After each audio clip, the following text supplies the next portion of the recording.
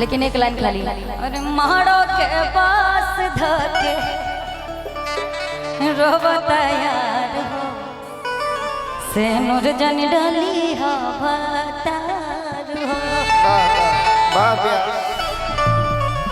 के काहे होने ठाड़ू बाड़ू अरे चौका पे चला चलो चलो बाबूजी के छोड़ा हाथ पियवा के डाला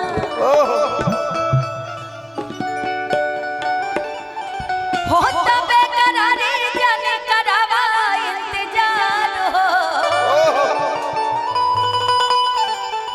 के हो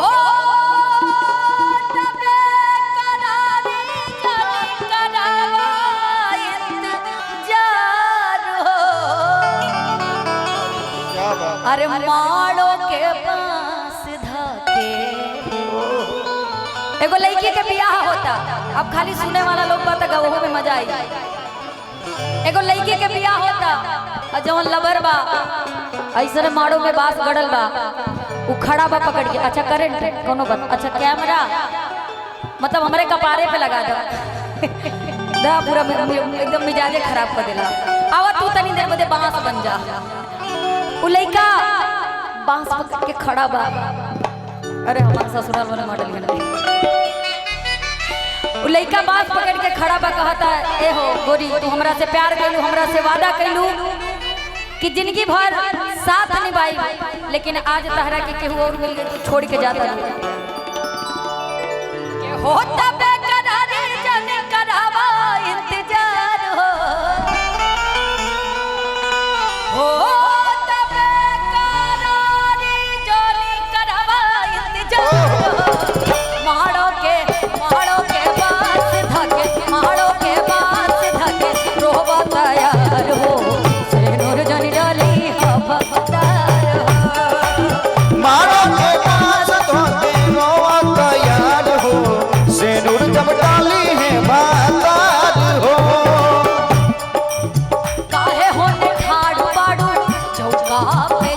बाबूजी के छोड़ा हाथ पियावा के ढोला, बाबूजी के छोड़ा हाथ पियावा के ढोला, बाबूजी के छोड़ा हाथ पियावा के ढोला।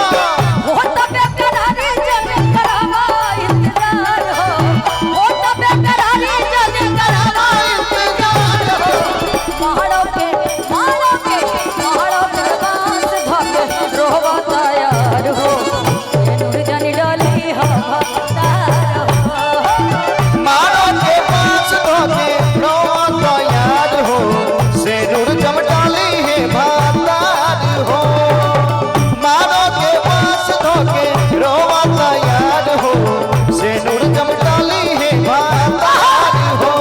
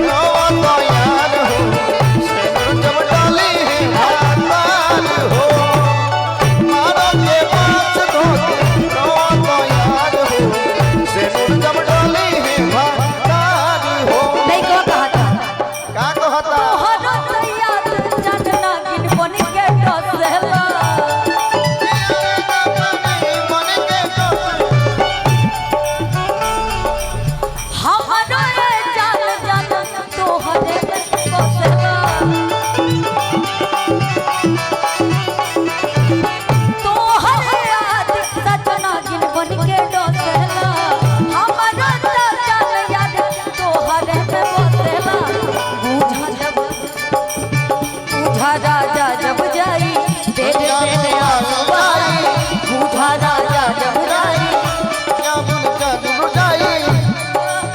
तोहरा बिना दिल रहियो न पाई।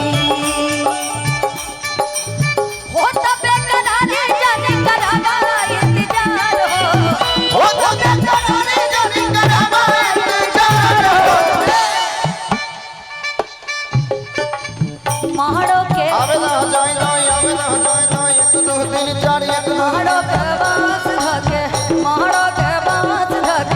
रोवा तैयार हो सेनुर जन डाली हो भतार हो।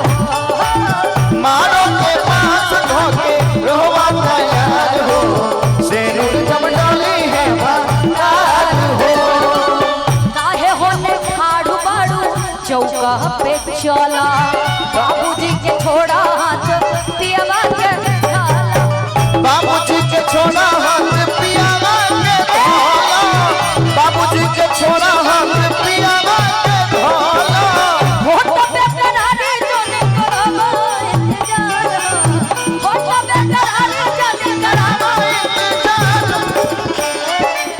मारो के बांस धोके मारो के बांस धोके रोवा तैयार हो सेनुर जन डाली हो भतार हो।